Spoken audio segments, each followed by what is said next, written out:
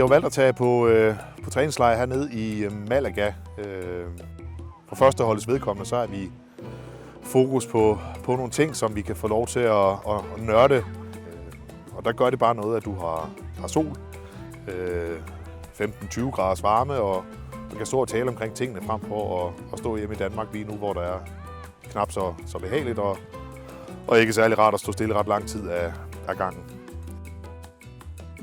Det, at U17-holdet er med hernede, giver dem jo en mulighed for at socialt at lære nogle af seniorspillerne bedre at kende. Der er mange inde omkring U17-holdet, der viser rigtig gode takter.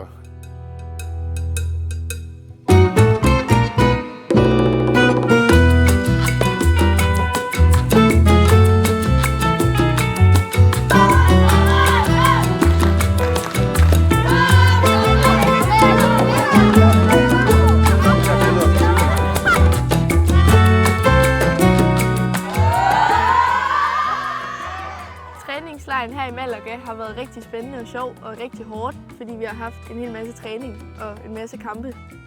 Og så har seniorerne været rigtig gode til at tage imod os og være med til at lære os en hel masse ting, så vi kan tage med til vores træning og vores kampe.